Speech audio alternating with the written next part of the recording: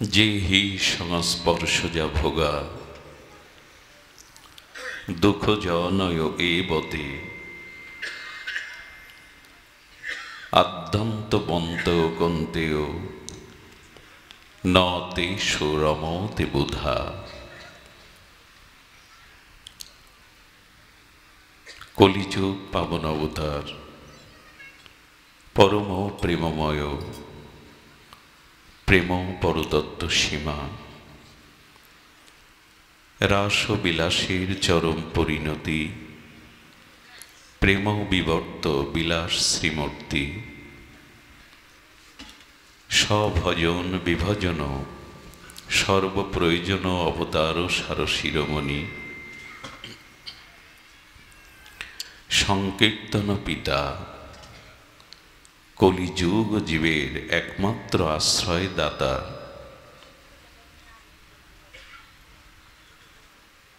শ্রী শ্রীকৃষ্ণ চৈতন্য মহাপ্রভু প্রেম পরতত্ত্ব সীমা পরম দয়াল প্রেম চিন্তামণি দাতা শিরোমণি পরম কারণিক শ্রী শিল নিতাই চাঁদের মহা অনুকম্পায় শ্রী শ্রী গান্ধার্বিকা গিরিধারীর অহৈতুকী করুণায় পুকুরিয়া মালোপাড়া স্থিত যে ভাগবতীয় ভক্তিযজ্ঞের অমৃত যজ্ঞের সুধা যজ্ঞের পরমায়োজন, সেই পরমায়োজনে আষাঢ়স্য শুক্লা এই ভাগবতীয় সান্ধ্য অধিবেশনে হরিকথার শুভারম্ভে প্রারম্ভে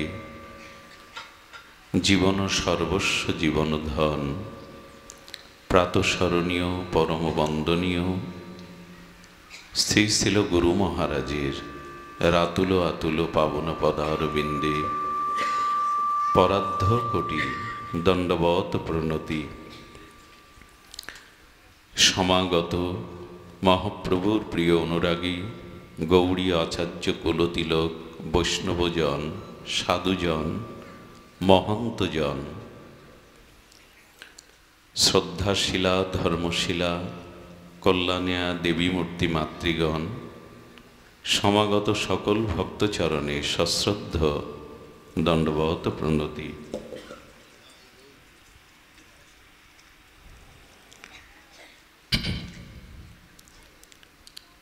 ভাগবত বলছেন,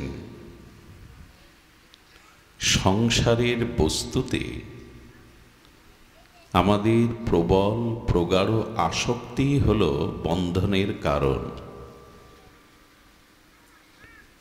সংসারের বস্তুতে পদার্থে প্রগাঢ় আসক্তি হল আমাদের বন্ধনের কারণ, জন্ম মৃত্যু কর্মফল বন্ধনের কারণ।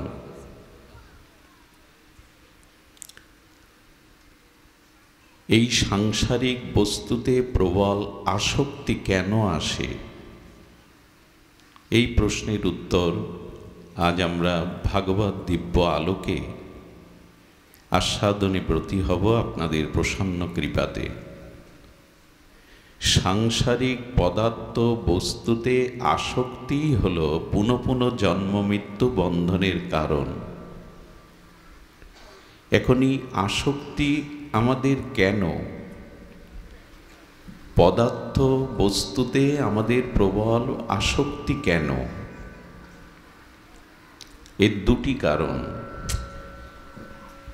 সাউন্ডটাই তো ঠিক করে না, না না ওটা কমিয়ে দাও। এই সাউন্ড সিস্টেমটা আগে থেকে ঠিক করে রাখতে হয়। জয় শ্রী রাধে, রেখে দাও একভাবে। সাংসারিক বস্তুতে আসক্তির কারণ দুটি। একটি হল এই পদার্থ বস্তুর মধ্যে সুখ আছে এটি মনে করা। ধ্যান দিয়ে শুনুন, সাংসারিক পদার্থ বস্তুর মধ্যে সুখ আছে এটি মনে করা। এই জন্য আমাদের চিত্তে বা মনে একটা প্রগাঢ় বদ্ধমূল ধারণা আছে। ধারণা হলো যে সাংসারিক বস্তুর মধ্যে আমি সুখ পাবো, এর মধ্যে সুখ নিহিত আছে। এটিই হলো এই সব বস্তুর প্রতি মনের আসক্তির কারণ। এই আসক্তি বা বন্ধন মুক্তির জন্য দুটি পথ ভাগবত বলেছেন। একটি হলো জাগতিক কোনো পদার্থ বস্তুর মধ্যে সুখ অন্বেষণ না করা, সুখের পাওয়ার চেষ্টা না করা, এই হলো একটি উপায়। দ্বিতীয় উপায়টি আরো সরস, আরো মধুর।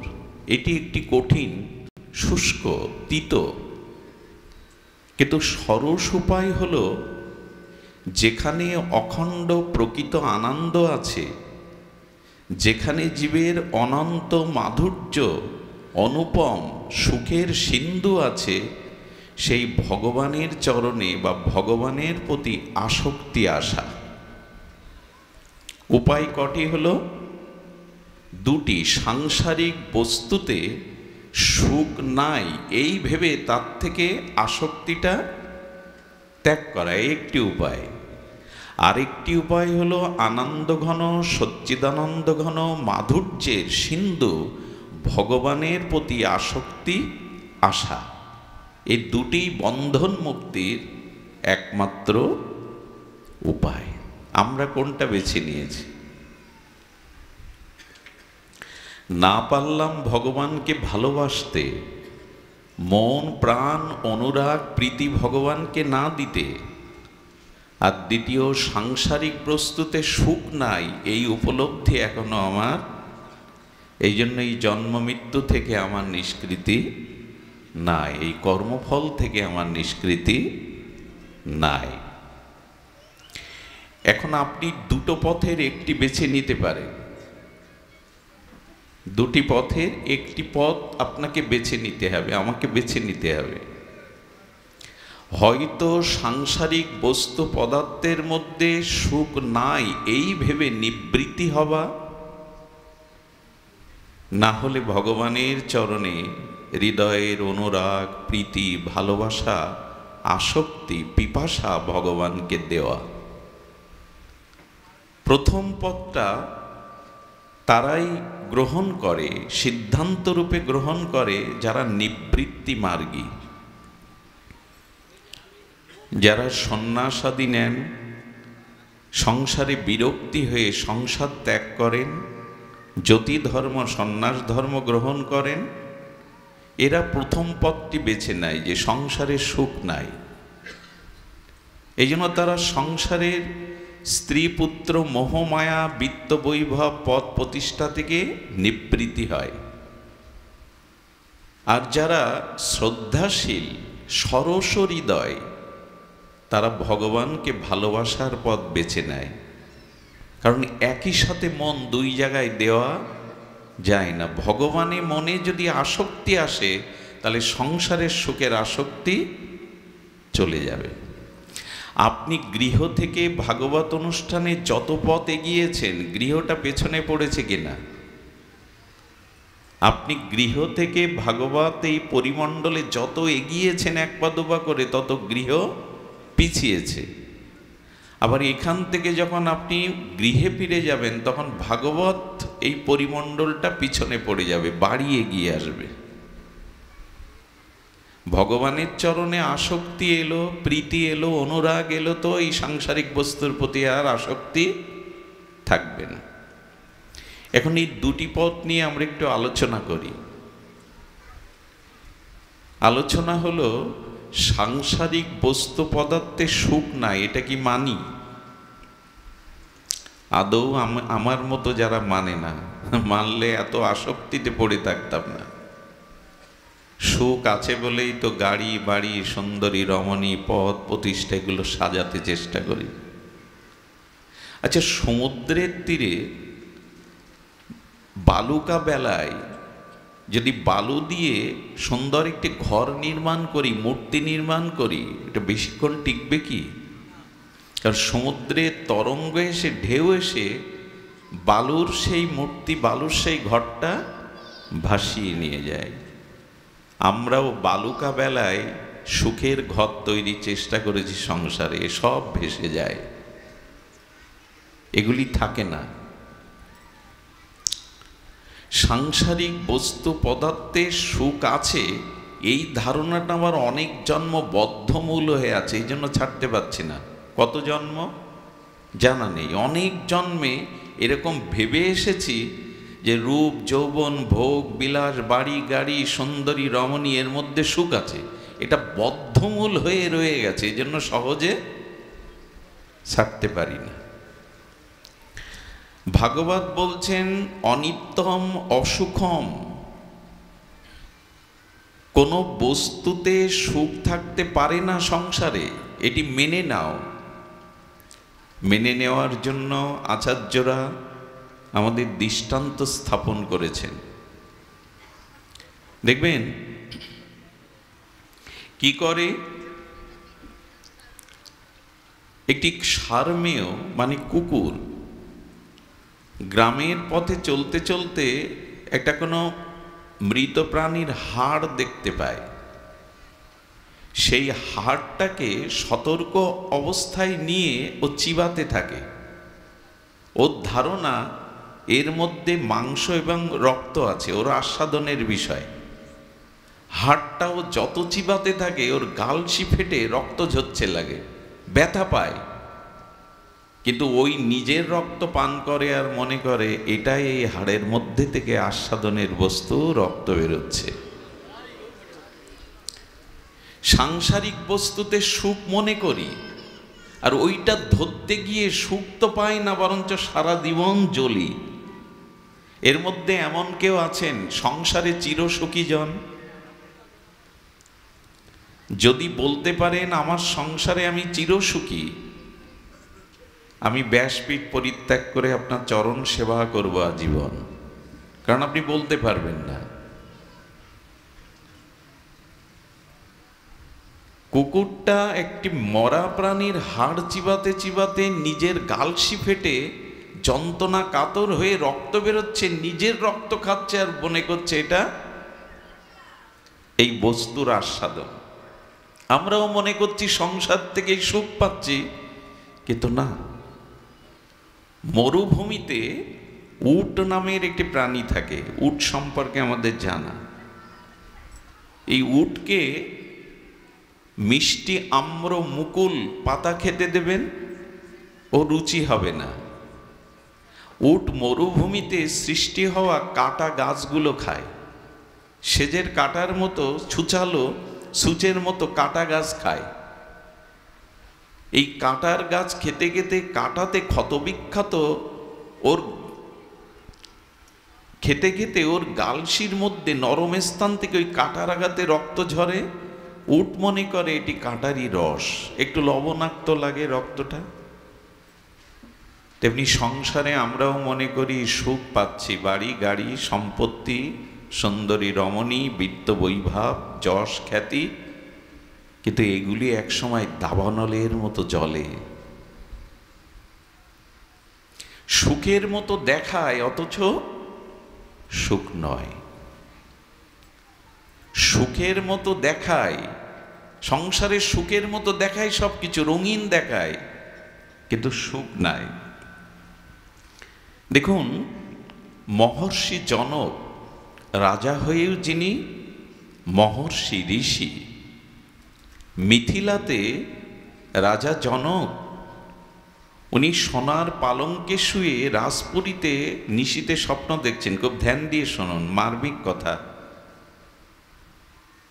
নিশীতে স্বপ্ন দেখছেন যে বহিরা বরণ শত্রু এসে তার রাজ্য আক্রমণ করেছে। রাজা জনককে পরাজিত করে তারা রাজ্য দখল নিয়েছে, আর রাজর্ষি জনককে রাজ্য থেকে অপমান করে বের করে দেয়া হয়েছে। ঘোষণা করা হয়েছে কোনো প্রজা যদি আশ্রয় দেয় তার মৃত্যুদণ্ড কার্যকর করা হবে।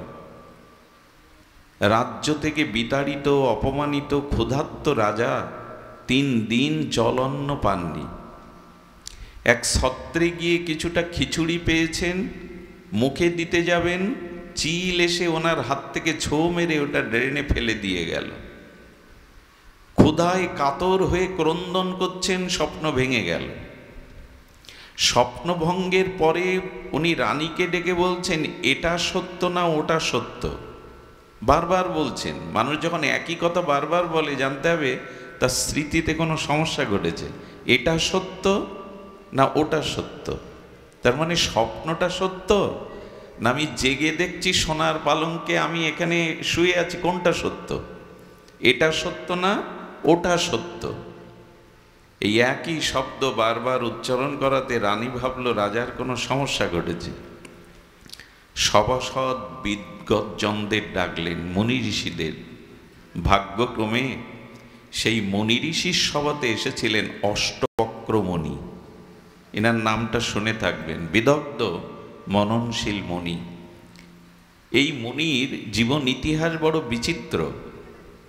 অষ্টবক্র যখন মায়ের গর্ভে ওনার পিতা বেদ পাঠ করছেন, তো বেদ পাঠ করতে করতে গর্ভ থেকেই বলে উঠেছে আপনার উচ্চারণ ভ্রম হচ্ছে, সঠিক উচ্চারণ হচ্ছে না বেদের। উনি প্রথমে বুঝতে পারছেন না এই শব্দটা কোথা থেকে আসছে, এখানে তো কেউ নেই। আবার বেদ পাঠ করতে গিয়ে যখন ওনার উচ্চারণে ভ্রম হচ্ছে, আবার বলছেন যে আপনার উচ্চারণ ভ্রম হচ্ছে, যথার্থ হচ্ছে না উচ্চারণ। অষ্টবক্রের পিতা স্ত্রীকে বলছে, কোথা থেকে এই শব্দ আসছে? বলে আমার গর্ভ থেকে, তোমার পুত্রই কথা বলছে। বলে গর্ভ থেকে এখনো ভূমিষ্ঠ হয়নি, আমার দোষ ধরছে, আর না জানি জগতে আসলেও কি ধরবে আমার। তো গর্ভেই যখন পিতার দোষ ধরছিস, যা 8 জায়গায় বাঁকা হয়ে জন্ম নে, যাতে তোকে লোকে উপহাস করে। এই জন্য অষ্টবক্র, 8টা জায়গায় অঙ্গের বাঁকা, লোকে দেখে হাসত। কিন্তু ছিলেন যে ছেলে গর্ভ থেকে বেদের ভুল ভ্রম ধরতে পারে, সে কি সাধারণ? অষ্টবক্র এসে দাঁড়িয়েছে। রানী প্রশ্ন করছেন, জিজ্ঞাসিত হচ্ছেন যে উনি বলছেন এটা সত্য না ওটা সত্য, আপনি বলুন। রাজা স্বপ্নের বৃত্তান্ত শুনলেন রাজার মুখ থেকে অষ্টবক্র মুনি। অষ্টবক্র তখন বলছেন, আপনারাও শুনুন, ধ্যান দিয়ে বলছেন, আপনি যখন স্বপ্ন দেখেছিলেন, আচ্ছা আমরা যখন গভীর ঘুমে সুষুপ্তিতে নিদ্রা যায়, তখন আমি কোন জাতি, হিন্দু না মুসলমান, পুরুষ না নারী, বিবাহিত কি অবিবাহিত, এই কোনো সত্তা পূর্বের স্মৃতি কি মনে থাকে গভীর ঘুমের মধ্যে? কোনো কিছুই নেই, জগৎ নেই, কে আমি আমার পরিচয় নেই, জাতির পরিচয় নেই, কোথায় আমি, ধনী আমি কি নারী আমি, পুরুষ আমি। গভীর সুষুপ্তিতে নিমগ্ন হলে এক আত্মা ছাড়া আর অন্য কিছু স্মৃতি থাকে না। এই জন্য গভীর ঘুমের মধ্যে মানুষের আত্ম সাক্ষাৎকার হয়। এই জন্য গভীর ঘুমে মানুষ সুস্থ হয়, শান্তি পায়। তখন সংসার কোনো বিষয় থাকে না। গভীর ঘুমের মধ্যে কিছুই তো নেই, এই জন্য তখন একটা অনাবিল শান্তির স্পর্শ পায়, আত্ম সাক্ষাৎকার হয়। কিন্তু দুঃখের বিষয়, এখন মানুষের গভীর ঘুম হয় না, ঘুমের বড়ি খেয়েও ঘুম হয় না। এত বিষয় চিন্তা থাকলে মানুষের গভীর ঘুম হয়?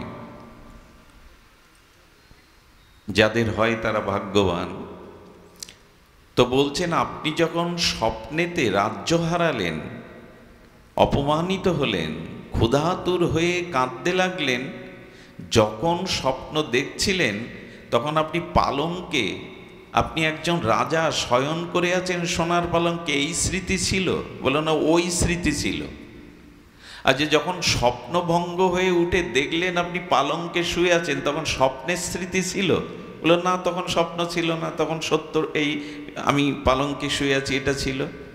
তার মানে স্বপ্ন যখন দেখছিলেন মনে হয়েছিল স্বপ্নটা সত্যি, তখন আপনি যে সোনার পালঙ্কে রাজ্যে আছেন তখন এই স্মৃতি ছিল না। আর যখন স্বপ্ন ভেঙে গেল তখন দেখছেন আপনি পালঙ্কের মধ্যে আছে, এটাই সত্য, ওটার স্মৃতি আপনার কাছে আর তখন নাই। তার মানে রাজা, দুটোই স্বপ্ন, জগৎটাও স্বপ্ন, স্বপ্নটাই স্বপ্ন, কিন্তু স্বপ্নের মধ্যে বাস্তবতাটা ছিল না, আর জেগে উঠে বাস্তবতার মধ্যে স্বপ্নটাও তখন, কারণ ওই ব্যথা ওই যন্ত্রণা নেই, তখন দেখছি আমি তো পালঙ্কেই আছি। কিন্তু একটি বিষয় ছিল, সেটা হলো আপনি ছিলেন, স্বপ্নের মধ্যেও আপনার সত্তা ছিল, স্বপ্ন ভঙ্গের পরেও আপনি আছেন, বদলাননি, কিন্তু ওই দুটো নাই। আমার বলবার অভিপ্রায় হলো এই জগৎটা স্বপ্নের মতো। বুঝতে পারি না কেন? মায়া বুঝতে দেয় না। এই যে সুখ আছে, এটি মায়া সুখের মতো করে দেখায়, ওই সুখ ধরতে যায়, পায় না।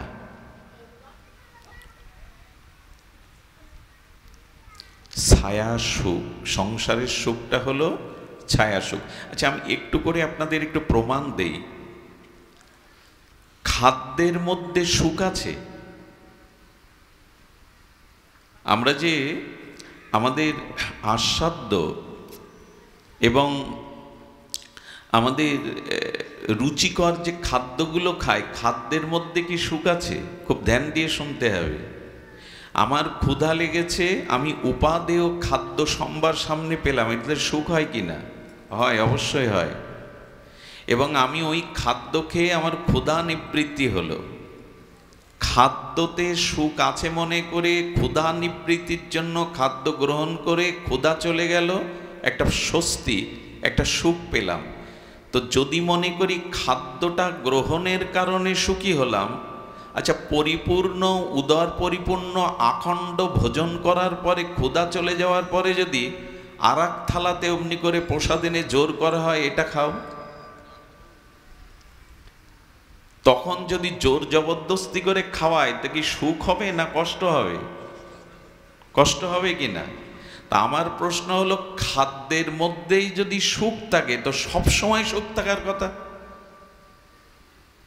ক্ষুধা নিবৃত্তি হওয়ার পরে আরো খাদ্য যখন দিল, সেই খাদ্য জোর করে খাওয়াতে গেলে কষ্ট হয় কিনা, দুঃখ হয় কিনা? তার মানে খাদ্যের মধ্যেই যদি সুখ থাকতো, সব সময় খাদ্যতে, সব সময় খাদ্যকে সুখ পাবেন? এখন বরঞ্চ ডাক্তাররা বলে দিচ্ছে না খেতে পারাটাই সুখ, অত খেয়েও না। আমাকে একজন প্রশ্ন করেছিলেন ভাগবতে, যে আমরা যে অন্নটা পাই, আমি কতটা অন্ন জগতে পাবো এটা ঈশ্বর নির্ধারণ করে দিয়েছেন। বললাম হ্যাঁ, ঈশ্বরই নির্ধারণ করে দিয়েছেন। মানে মুখের অন্ন অনেক সময় মুখে মানুষ তুলতে পারে না, ওইখানেই মরে পড়ে থাকে। ঈশ্বরের ইচ্ছাই তুমি মুখে কতটা অন্ন পাবে। তখন উনি একটু প্রশ্ন করছেন, আমার 50 বছর পরমায়ুতে যদি ঈশ্বর 60 মণ চাল আমার জন্য বরাদ্দ করেন, তা আমি 40 বা 45-এ আমি 55 মণ চাউলের অন্ন পেয়ে গেছি। একটু বেশি ক্ষুধাতুর, বেশি খাদ্য খাই বেশি। তো যে 10 বছর আয়ু বাকি আছে আর 5 মণ চাল বাকি আছে, এই 5 মণে কুলাবি কি করে 10 বছর? আমি একটু বেশি খেয়ে ফেললাম, ঈশ্বরের বরাদ্দ থেকে একটু অতিরিক্ত। আমার মাথায় একটা বুদ্ধি এলো, আমি বললাম দেখুন 10 বছরে 5 মণ কুলাবি কি করে? এই তো তোমার প্রশ্ন। বলে ঈশ্বর তোমার ডায়াবেটিস দিয়ে দেবে, আর ডাক্তারের দ্বারা বলাবে 1 কাপ চাউলের ভাত, তাও এক বেলা, ওই 5 মণেই 10 বছর কাটাতে হবে তোমায়। তুমি চাইলে পারবে না, তুমি চাইলে ওটা পারবে না।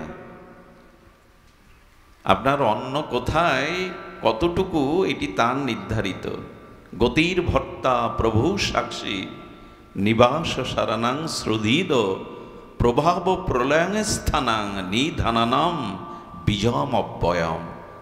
আমি ভর্তা, তোমার ভরণ পোষণকারী আমি, অন্য কেউ না। এই জন্য মাতৃগর্ভে আমরা কি খেয়ে বেঁচে থাকি? বাইরে থেকে তো কেউ খাওয়ায় না। মায়ের গর্ভের মধ্যে, ওই জলাশয়ের মধ্যে, মলমূত্রের দ্বারের মধ্যে মুখে কিছু গেলে আমি মরে যেতাম। মায়ের নাড়ির সাথে আমার নাড়িটা খাদ্য সংযোজন হয়, মুখে কিছু নিতে পারি না আমি। ঈশ্বর এমন করে বাঁচিয়ে রাখেন 10টা মাস ওর মধ্যে, উনি ভর্তা বলেই পারেন।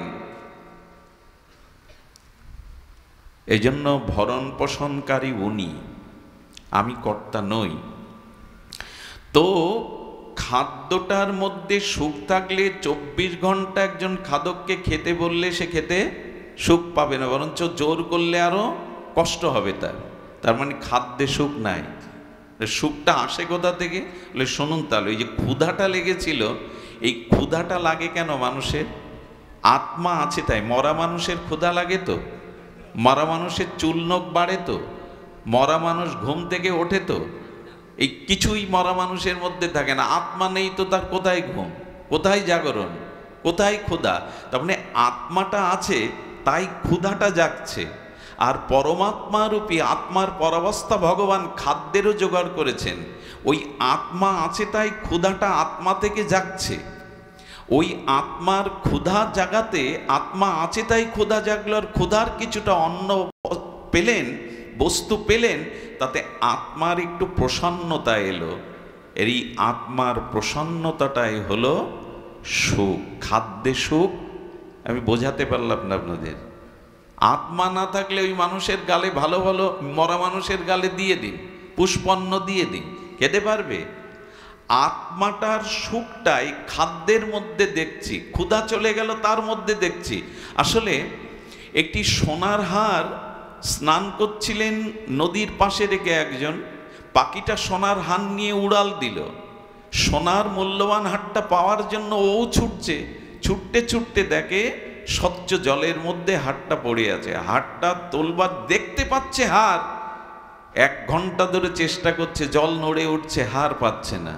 আসলে হারটা ওখানে নেই, নদীর তীরে গাছের ওপরে হারটা বাঁধিয়ে রেখে গেছে পাখি, স্বচ্ছ জলে তার ছবিটা পড়েছে, ওইখানেই হার মনে করে খুঁজতে চেষ্টা করছে। পাবে তো?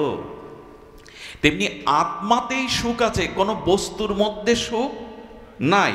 কিন্তু আত্মসুখটা আমি বস্তুর মধ্যে দেখছি, এটাই আমার ভ্রম। বোঝা যায়? আমরা আর বুঝেছি। কারণ মৃত মানুষ, জগতের কোনো পদার্থ তাকে দিলে সুখ পাবে? মৃত মানুষকে আপনি খাদ্য দেন, সুন্দরী রমণী নেন, টাকা পয়সা, সোনা। আচ্ছা, মেয়ের বিবাহের জন্য 20 ভরি অলংকার গড়ানো হয়েছে, হাতের কানের কত অলংকার। সকালবেলা মেয়েটা মারা গেল, আজ বিয়ে, তো পিতামাতা ওই অলংকার পরিয়ে সুখ পাবে তো মেয়েটার কানের হাতের দিয়ে? ওই মেয়ে তো, ওর জন্যই তৈরি করা। বোঝা যায়? আজকে ওর বিবাহ বলে পিতামাতা ওর জন্যই তো অলংকারগুলো বানিয়েছে। তো মেয়েটা মারা গেলেও তো তোমাদের মেয়ে, হাতটা তো আছে, কানটা তো আছে, গলা তো আছে, পরাও। পরাবে কি? বরঞ্চ থাকলে খুলে নেবে। কারণ আত্মা না থাকলে, দেহ থাকলে, সোনা থাকলে, সোনা পরার মানুষটা থাকলে সুখ পাবে না। হাতটা তো পচে গলে যাবে, ওই হাতে আর সোনার অলংকার মানাবে না। অলংকারে সুখ না আত্মাতে সুখ? ঘুমালে হবে না, খুব ধ্যান দিতে হবে। দার্শনিক কথা তো, আত্মাতে সুখ না ওই অলংকারে সুখ। আত্মা নেই বিধায় ওকে অলংকার পরিয়ে সুখ পাবে না। কিন্তু দেখছেন যে অলংকারে সুখ, বেশ অলংকারটার পরে মনে হচ্ছে বেশ মানিয়েছে আমাকে, আয়নায় বারবার দেখছি। সুখটা আত্মাতে, কোনো বস্তুতে নাই। আচ্ছা, আর একটা দৃষ্টান্ত নিন। চোখে ঘুম আসলে কিন্তু আমার কষ্ট হবে। আমি কাল সারা রাত জেগেছি, 12 ঘন্টা, রাতে 1 সেকেন্ড ঘুমাইনি। আমি যদি পারি জাগতে, আপনাদের জাগতে হবে, ঘুমটা এড়িয়ে যান। দ্বিতীয়ত, সুখ আমরা রূপের মধ্যে খুঁজি। বাবার ঘুম আসছে, চোখে জল দিয়ে নিন। জয় শ্রী রাধে। আমি এমন জায়গায় বসেছি, আপনাদের সবাইকে আমি দেখতে পাচ্ছি। এই জন্য একটু জেগে থাকুন, জেগে থাকাটাই ধর্ম। ঘুম জীবনের অর্ধেক সময় তো ঘুমেই কাটাই আমরা, জীবনের অর্ধেক সময় ঘুমেই কাটায়। আজকে জেগে থাকুন। সোতে সোতে কেয়া করো ভাই, ওঠো জাগো ভজ মোরার, এই সাদিন আয়েগা লম্বা পা নাহি পাসার। তুলসীদাস গোস্বামী রামচরিত মানুষে বলছেন, আজ ঘুমিয়ে কি করবে, আজ ওঠো জাগো, হরি কথা শোনো। একদিন এমন একটা ঘুম আসছে যেদিন জগতে সবাই ডাকলেও তোমার ঘুম আর ভাঙবে না। ওদিন নিশ্চিন্তে ঘুমাও, ওই দিন ঘুমাও, কেউ তোমাকে ডাকবে না, আজ জেগে থাকো। ওই দিন তোমার ঘুম আর কেউ ভাঙাবে না। আর একটা জিনিস বলি, হরিকথাতে ঘুম আসা যদি অভ্যাস হয়ে যায় তো বসবেন ঘুমে। অভ্যাস এমন জিনিস, হরিকথাতে জেগে থাকবেন কারণ মায়া আসে, এসে ঘাড়ে বসে, হরিকথা শুনতে দেবে না বলে। আর রাধারানী চাই তুমি হৃদয়ে আমাকে রেখে হরিকথা শোনো। এবার আসি রূপের মধ্যে সুখ আছে কিনা। এই রূপ নিয়েই তো জগৎ পাগল, তাই তো?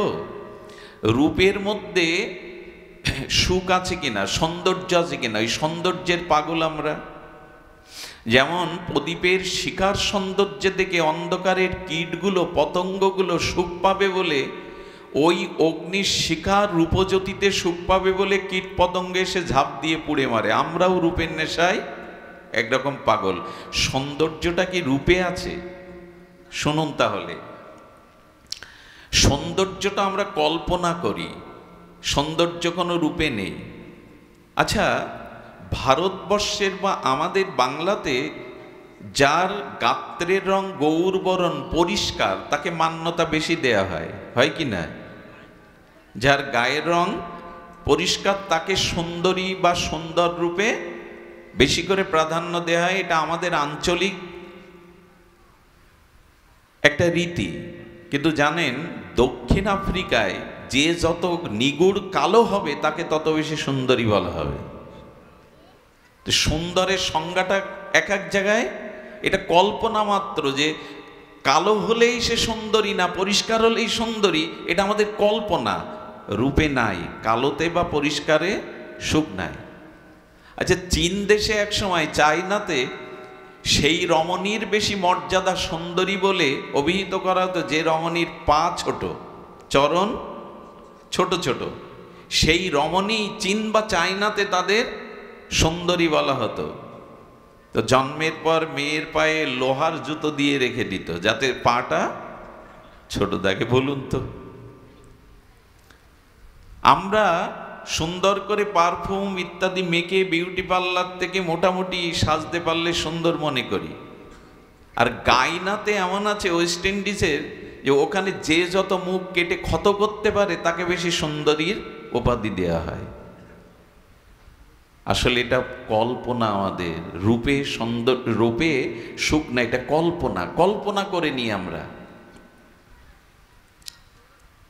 কল্পনা করে নিই। এই কল্পনায় আমরা মনে করি, দেখুন সুখটা আপেক্ষিক। এখন যদি কেউ পেছন থেকে আমাকে তালপাতার পাকাশ দিয়ে বাতাস দেয়, আমার দেহের একটু সুখ হবে কি না? গরম আছে।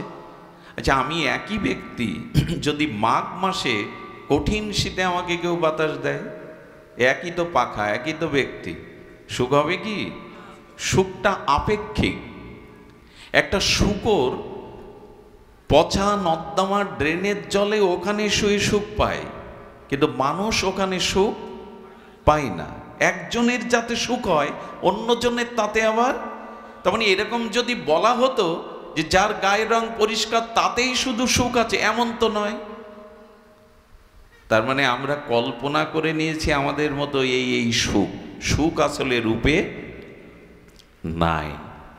আগেই বলছি, এরকম করে যদি ভাবা যায় তাহলে এই অনিত্য জগতে আমাদের বস্তুর মধ্যে, পদার্থের মধ্যে প্রকৃত সুখ নাই।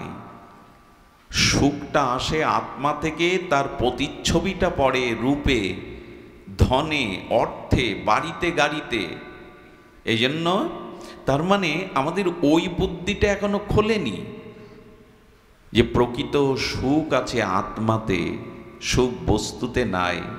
আর এটি জেনেই যারা প্রকৃত এই জীবনে আনন্দ চায় তারা এই জগতের প্রতি মোহ বা আসক্তি কমিয়ে ফেলে। না, এতে সুখ নাই। সুখ আছে পরমানন্দ স্বরূপ, আত্মস্বরূপ আত্মাতে। এটা কবে বুঝবো আমরা?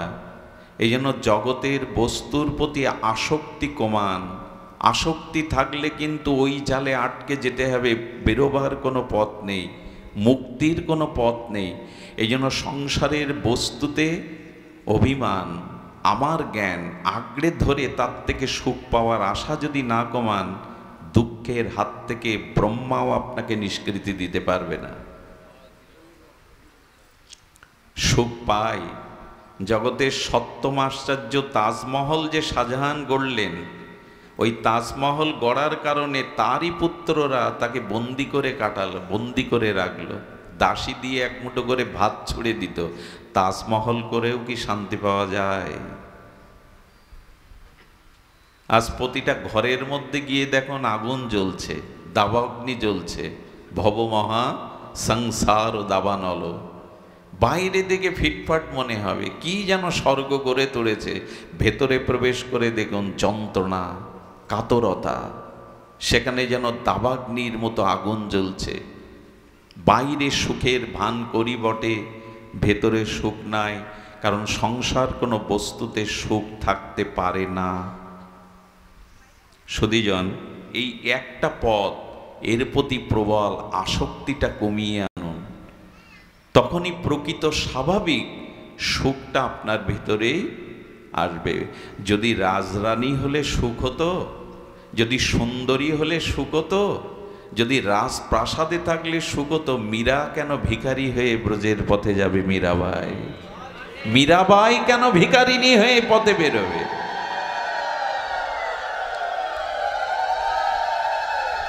আমরা কীর্তন শুনি, পালা কীর্তন শুনি, পথ কীর্তন শুনি, জগৎ শেঠ লালাবাবু সব ছেড়ে চলে গেলেন, আর মাথা দুলাই, বেশ ভালো লাগে। ভালো তো লাগে কীর্তন শুনে, তুমি কতটা ত্যাগ করেছ? জগৎ শেঠ লালাবাবু জমিদারত্ব ত্যাগ করে ভগবানের পথে গেলেন, ভজনের পথে গেলেন, আমরা কতটুকু ছাড়তে পারছি? ঈশ্বর হাসেন যখন দুই ভাই দড়ি নিয়ে 9 ইঞ্চি জাগার জন্য মারামারি করে, বলে এইটা আমার, ওটা আমার। ঈশ্বর হাসেন, এ বিশ্ব ব্রহ্মাণ্ড আমার, দুদিনের জন্য দড়িটা নিয়ে বলছো এটা আমার, ওটা তোমার। ঈশ্বর এই সব জায়গায় হাসেন। ডাক্তার যখন বলে তোমার চিন্তা নেই, আমি তোমাকে বাঁচিয়ে দেব, ভগবান তখন হাসেন, বাঁচাবার মালিক তুমি নও, তোমাকেও একদিন মৃত্যুর স্বাদ দিতে হবে, যত বড় ডাক্তার তুমি হও। এজন্য সাংসারিক কোনো বস্তুর প্রতি অতিরিক্ত আসক্তি কমিয়ে আনুন। এ কথায় কাজ হবে না, তবু বলতে হবে, বলতে এসেছি, আহ্বান করেছেন।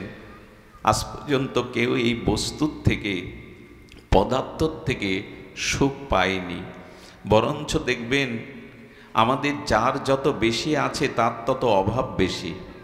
আচ্ছা, মন্দিরে 2 ধরনের ভিখারি যায়।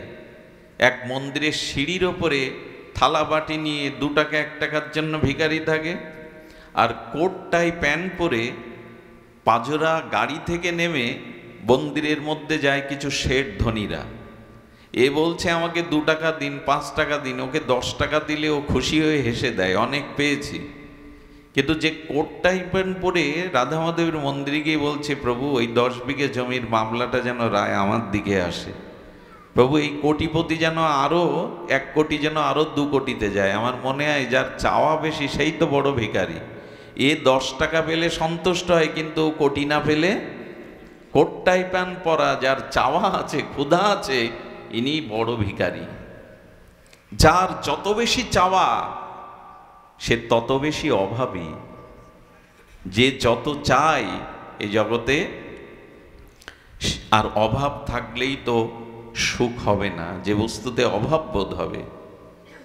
এই জন্য ঈশ্বরের কাছে কৃতজ্ঞতা থাকুন, প্রভু যেভাবে রেখেছো, যেমন রেখেছো আমি তাতেই খুশি, এটাই তোমার কৃপা। নূতন করে যেন আর কামনা বাসনার সংখ্যা না বাড়াতে যায়, নূতন করে যেন আর কামনা বাসনার সংখ্যা না বাড়াতে যায়। এই হলো একটি পথ। দেখুন এগুলি কেন বলছি একটু ধ্যান দিন।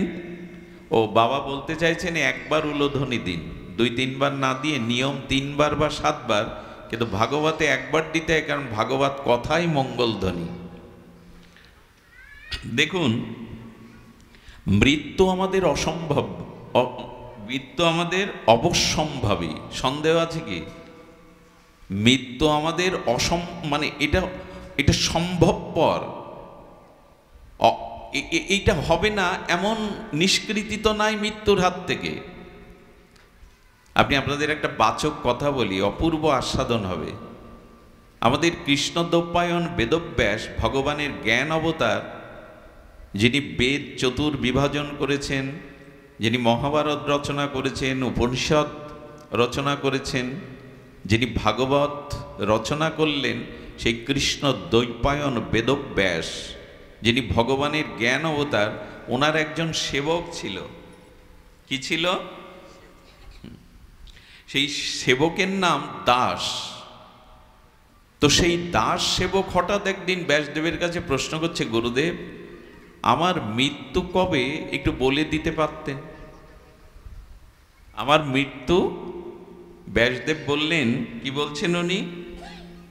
মানুষের যে কোনো মুহূর্তে মৃত্যু হতে পারে, আর প্রতিক্ষণেই তো মানুষ তার আয়ু ক্ষয় হচ্ছে, মৃত্যু হচ্ছে। মৃত্যু একদিনে হয় না। একটা মানুষের 50 বছর আয়ু, যদি তার 30 বছর আয়ু বয়স হয়ে থাকে, তবে সে 30 বছরের মৃত আছে, বাকি 20 বছর। মানুষ একদিনে মরে না, প্রতিক্ষণে মরে, একদিনে শেষ হয়।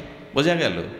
আমার বয়স যদি 50 হয়, আমি যদি বর্তমান 40-এ পড়ে থাকি, আমি 40 বছরেরই মৃত, 10 বছরটা বাকি আছে। অর্থাৎ মৃত্যু প্রতিক্ষণে, প্রতি মুহূর্তেই হচ্ছে। বুঝতে পারি না কেমন জানেন? ইলেকট্রিসিটি পাখাটা যদি খুব দ্রুত ঘোরে, দূর থেকে বোঝা যায় ঘুরছে। আপনি আমি বসে আছি না, এই পৃথিবীটা 1060 মাইল বেগে ঘুরছে, এত দ্রুত ঘুরছে। আপনি আমি ভাবছি বসেই আছি, আমরা ঘুরছি না, কিন্তু পৃথিবীটা খুব দ্রুত ঘুরছে। দ্রুত ঘোরা জিনিসকে বোঝা যায় না। দূর থেকে ফ্যানের পাখাটা দেখবেন, বোঝা যায় না যে ওটা চলছে কিনা। তো দূর থেকে এরকম মনে হয়। তেমন আমাদের আয়ু প্রতিক্ষণে মৃত্যু হচ্ছে। বললেন, কবে মৃত্যু হবে বা আরো কতদিন বাঁচবে? ব্যাসদেব বলছেন, এটা না ভেবে যাতে মৃত্যুটা সার্থক হয়, তাই ভগবানের চিন্তা করো। কখন মরবে এটা ভেবে উদ্বিগ্ন হয়েও না, আর অনেক দিন বাঁচবে এ ভেবেও আশায় থেকো না। অথচ মৃত্যুটা যাতে সার্থক হয় তার প্রস্তুতি নাও। ভগবত চিন্তা করো, সৎ চিন্তা করো, ঈশ্বরের চিন্তা করো। কিন্তু তা কি আর হয়? দাসজির মনে যখন এভাবে প্রভাব ফেলেছে না, উনি তত্ত্বজ্ঞ, উনি জানেন আমার মৃত্যুটা কবে হবে। বলে, গুরুদেব দয়া করে একটু বলুন। ওর আগ্রহ দেখে তখন বলছে, দেখ, তোর মৃত্যু কবে এটা আমি জানি না, জানে যমরাজ। তো চল, আমি তোকে নিয়ে যেতে পারি, সে সামর্থ্য আমার আছে। যমের কাছে গিয়ে বলছেন, দয়া করে একটু বলুন তো, এই দাসের, আমার যে এই দাসরূপ সেবক শিষ্য, এর মৃত্যু কবে? তখন বললেন, প্রভু, লোকের জানটা, আত্মাটা, প্রাণটা আমি জোর করে দেহ থেকে ছিনিয়ে নিই, এটা আমার ডিউটি। কিন্তু কার মৃত্যু কবে হবে এটা মৃত্যু দেবতা ছাড়া আমিও জানি না। তো যমকে সাথে নিয়ে ব্যাসদেব আর দাস মৃত্যু দেবতার কাছে গেলেন। ইনি যম আর যমরাজের মৃত্যু দেবতার কাছে গেলেন, গিয়ে বললেন, দেখুন, আমি মৃত্যুর দেবতা বটে, কিন্তু ঈশ্বর আমাকে আদেশ দেন, তাই আমি আদেশ পালন করি। এই জন্য ঈশ্বরই বলতে পারেন ওর মৃত্যু কবে। তো ব্যাসদেব, দাস আর কে কে সাথে আছেন? যম এবং মৃত্যু দেবতা। এই 4 জন মিলে ভগবানের নিকটে গিয়ে ব্যাসদেব প্রণাম করছে, প্রভু, একটি বিষয় জানার জন্য আপনার এখানে এলাম, যে এর মৃত্যু কবে আপনি একটু কৃপা করে জানিয়ে দিন। ভগবান বিধাতা তখন হাসছেন আর বলছে, ব্যাসদেব, ও তোমার সেবক ভেবে আমি মনে করেছিলাম তোমার মতো মহাত্মাকে সেবা করছে, ও দীর্ঘদিন বাঁচুক। এই জন্য ওর মৃত্যুটা আমি একটু কৌশল করে রেখেছিলাম। ওর মৃত্যুটা কেমন যেন, আমি বলেছিলাম, ব্যাসদেব, দাস, যমরাজ এবং মৃত্যুর দেবতা, এই 4 জন যেদিন একত্রিত হবে সেই দিন ওর মৃত্যু। এবং আমি আর একটা সত্য রেখেছিলাম ওকে বেশি দিন বাঁচাবো বলে, যে এই চারজন একত্রিত হয়ে যেদিন আমার কাছে আসবে সেই দিনই ওর মৃত্যু। আমি চেয়েছিলাম ও জগতে কিছুদিন থাক, তোমার সেবা করছে, সদ্গুরুদেবের সেবা করছে। এখন দেখছি আমি যে মনে করেছিলাম সেই উপস্থিত, তোমরা চারজন এক জায়গায় এবং আমার কাছে চলে এসছো। এখনই মৃত্যু হোক। আমরা মৃত্যুকে, অবশ্যম্ভাবী মৃত্যুকে, নিশ্চিত মৃত্যুকে, ধ্রুব সত্য মৃত্যুকে এড়াতে পারবো না, কিন্তু মৃত্যুর প্রস্তুতি আছে তো। তখনইও হাই হাই করে উঠল, শুধু মৃত্যুর খবর জেনে কি করলাম, আমার তো প্রস্তুতি থাকা উচিত ছিল। এই জন্য মৃত্যু অবশ্যম্ভাবী হলেও, নিশ্চিত ধ্রুব হলেও আসুন আমরা চেষ্টা করি যাতে মৃত্যুটা সার্থক হয়। মৃত্যু সার্থক হয় কিভাবে? আমি দুটি রাস্তার কথা বলছিলাম। এক হলো সংসারের বস্তুর প্রতি আসক্তি কমানো, কারণ এতে সুখ নাই, এতে শুধু দুঃখ আর দুঃখ, এই ভেবে কমানো। আর দ্বিতীয় পথটা বেশ সরস, দ্বিতীয় পথটা খুব রসের। সেই পথটা হলো সর্বমাধুর্যময় আনন্দ সিন্ধু, মাধুর্যের সিন্ধু শ্রী ভগবানের চরণে আমাদের আসক্তিটা, প্রীতিটা যাওয়া। এই জন্য ভগবানের চরণে আমাদের আসক্তি আসতে হবে, ভগবানের চরণে আমাদের প্রীতি আসতে হবে। তাকে যদি ভালোবাসা যায় তবে তার কৃপায় এই মোহ আসক্তি দূর হবে। তাকে ভালোবাসাটা সহজ, কঠিন না।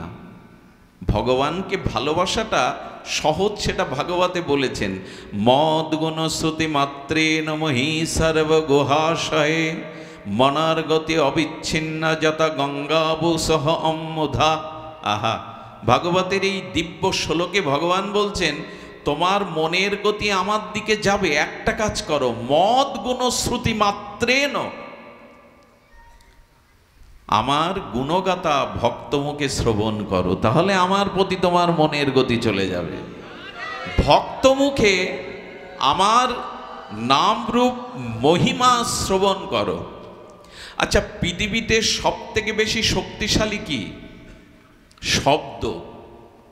পৃথিবীর সব থেকে বেশি শক্তিশালী কি? বন্দুক কামান নয়। পৃথিবীর সব থেকে বেশি শক্তিশালী হলো শব্দ। এই জন্য শব্দকে ব্রহ্ম বলে, শব্দকে ব্রহ্ম বলে। দেখুন শব্দের শক্তিটা একটু বলি, শব্দই ব্রহ্ম, শব্দই শক্তি। আপনারা জানেন কোন দেশের স্বাধীনতা আন্দোলনে একটা শব্দ ব্যবহার হয়, যেমন ভারতবর্ষ স্বাধীনতা হয়েছিল বন্দে মাতারাম এই শব্দটার দ্বারা, এবং বিপ্লবীরা দেশ মাতাকে মুক্ত করবার জন্য এই শব্দটার জন্য বুলেট বুকে পেতে দিয়েছিলেন, শুধু এই একটা শব্দ। আমাদের এই বাংলাদেশ স্বাধীনতায় একটা শব্দ প্রয়োগ হয়। শব্দই যে শক্তি সেটা আমরা অনুভব করি। আচ্ছা, অনুভব করি কিনা দেখুন, আপনাকে আমি মুখের দুটো বাক্য বলবো, অর্থাৎ গালি বা আপনাকে অপমানসূচক কথা বলবো, এতে আপনার রক্ত উঠে যায় কেন, মাথায় প্রেশার বেড়ে যায় কেন? শব্দই তো বললাম। আপনার মস্তিষ্ক গরম হয়ে গেল, আপনি ক্ষিপ্র হয়ে গেলেন, আপনার ভিতর প্রেশার বেড়ে গেল, কারণ আমি অপমানজনক দুটো কথা আপনাকে বলেছি। শব্দের শক্তি না থাকলে আপনার রক্ত চাঙ্গা করে দিতে পারে, আপনাকে অস্থির করে দিতে পারে, ক্রোধান্বিত করে দিতে পারে। ক্রোধটা আসে তো শব্দর থেকে। আবার দুটো প্রশংসা বাক্য যদি কাউকে বলেন, স্তুতি করেন, সে দেখবেন প্রফুল্ল হয়ে আপনার প্রতি অত্যন্ত প্রসন্ন। আমি শব্দের শক্তি বললাম কেন জানেন? আমাদের শরীরের সমস্ত অঙ্গ প্রত্যঙ্গ গড়তে গিয়ে হাড় বা শিরার ব্যবহার করা হয়েছে, কিন্তু জিহ্বায় হাড় আছে? জিহ্বায় কোনো হাড় আছে কি? হাড় নাই। কিন্তু এই হাড় না থাকা বস্তুটার এমন ক্ষমতা যে এ দিয়ে শব্দ বললে আপনার বুকের পাঁজরও ভেঙে যাবে। এর শক্তি এমন, মানুষের হৃদয় ভেঙে দেয় মানুষের কথা, শব্দ। এখানে কোনো বাঁশি বাজছে না, কেউ নাচ গান করছে না, এখানে কাউকে দান ধ্যান করা হচ্ছে না, কিন্তু দুটো মুখের কথায় আমরা এতগুলো মানুষ সংসার ভুলে, কামনা বাসনা ভুলে একটা অপ্রাকৃত আনন্দ লোকে বাস করছি। এটা তো শব্দেরই কারণ।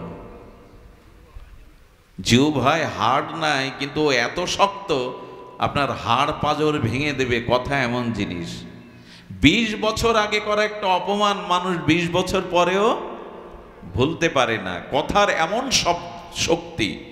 এই জন্য বলছেন এই কথার মধ্যে আবার সর্বোত্তম শক্তি হলো হরি কথায়, ভগবত কথায়। ভাগবত কথায় কেন শক্তি জানেন? যার টাকা নাই, নির্ধনী, সে যদি টাকা টাকা করে 10 বছর জপ করে, ওই জপে টাকা পাবে? পাবে কি? তাহলে কেউ নির্ধনী থাকতো না। কারো পিপাসা লেগেছে, সে যদি জল জল বলে সারা রাত জপ করে, পিপাসা মিটবে? ওই জল শব্দের মধ্যে তার পিপাসা মিটাবার শক্তি আছে? সন্দেশ সন্দেশ বললে জিহ্বায় মিষ্টতা আসবে? আসবে না, কারণ ওই শব্দগুলোর মধ্যে ওই বস্তুর অভাব আছে। কিন্তু কৃষ্ণ বললে, হরি বললে, ওর মধ্যে হরি পাওয়া যাবে, ওর মধ্যে আনন্দ পাওয়া যাবে। কারণ টাকা শব্দের মধ্যে টাকা নাই, জল শব্দের মধ্যে জল তৃষ্ণা নিবারণকারী শক্তি নাই, কিন্তু হরির শব্দের মধ্যে, কৃষ্ণ শব্দের মধ্যেই কৃষ্ণ আছে।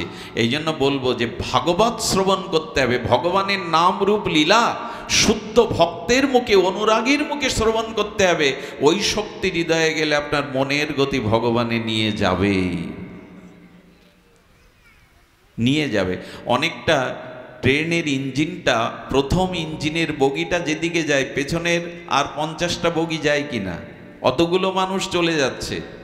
তেমনি আপনার মনের গতি ভগবানের দিকে যাবেই যাবে যদি ভগবত কথা হরি মদ গুণ শ্রুতি মাত্রেন।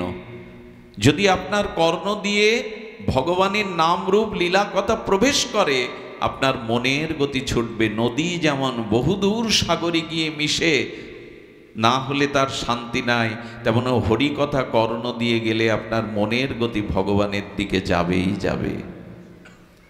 এই জন্য ভাগবত কথা একমাত্র একবার প্রশ্ন করা হয়েছিল, এক রাবণের জন্য রাম অবতার হলো। কথাটি খুব মার্মিক কথা, আমি বেশি সময় নেব না, শুনুন। রামচন্দ্র এসেছিলেন রাবণ বধের জন্য, কংস, শিশুপাল, জরাসন্ধ এদের বধের জন্য কৃষ্ণ এলো। হিরণ্যকশিপুর এলেন, নরসিংহদেব এলেন হিরণ্যকশিপুরকে বধ করার জন্য। আচ্ছা, মহাপ্রভু এলেন জগাই মাধায়ের উদ্ধারের জন্য। এখন প্রতি ঘরে ঘরে, প্রতি মহল্লাতেই রাবণ আছে, কংস আছে, জরাসন্ধ আছে। এখন কোন ভগবান আসবে এদের বধ করে সমাজে শান্তি প্রতিষ্ঠা করতে? এ প্রশ্ন জাগে না? গোবিন্দ বলেছেন যে যখন যখন ধর্মের গ্লানি হবে, তখন আমি অবতীর্ণ হয়ে সাধুদের পরিত্রাণ করব। শ্লোকটি সবার মুখস্থ, তাই না? ইয়াদা ইয়াদা হি ধর্মস্য গ্লানি, এটা আমরা বলি। কিন্তু যদি প্রশ্ন করা হয়, এখন কি অধর্ম হচ্ছে না জগতে? এখন কি আসরিক শক্তি বেড়ে যায়নি?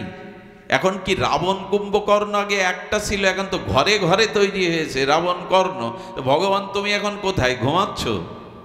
তুমিই তো কথা দিলে যে যখনই ধর্মের গ্লানি হবে সাধুদের পরিত্রাণের জন্য আমি অবতীর্ণ হব। এখন কি ধর্মের গ্লানি হচ্ছে না? এখন কি সাধুদের প্রতি অত্যাচার হচ্ছে না? এই অশুদ্ধের বধ করবার জন্য, অধর্মকে নাশ করবার জন্য তুমি কোথায়? ভগবান বললেন আমি কলিতে অবতার হব, কলির একেবারে শেষে। কলির অবতার কে? কল্কি। সে কখন আসবে? একেবারে কলির শেষে। এর মধ্যে কলির কোনো অবতার নাই। তো যদি তাই হবে, তোমার এই গীতার বাক্য এখন কোথায় প্রতিফলিত হবে? আমরা তো পড়ে আছি এই অবস্থার মধ্যে। গোবিন্দ তখন বললেন আমি অবতার হব, আর সেই অবতার হব ভাগবত রূপে। জগতে ভাগবতের অক্ষর রূপে, রসব্রহ্ম রূপে আমি অবতার হব। আমি শরীরধারী অবতার রামকৃষ্ণ এদের মতো না হলেও আমি ভাগবত অক্ষর রূপ ব্রহ্ম অবতার হব। হয়ে কি করব জানো?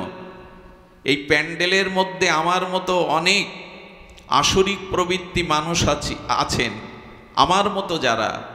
তো ভগবান বললেন আমি এই অক্ষর রূপ শব্দ শক্তি দিয়ে আমি অক্ষর রূপ ব্রহ্ম হয়ে মানুষের কর্ণ দিয়ে হৃদয়ে গিয়ে তার যে অসুরত্ব পাশবিকতা আছে ওটা নাশ করে আমি সেই আসরিক অশুভ অসুরত্ব শক্তি নাশ করে আমি তাকে প্রকৃত মানুষ করে তুলব।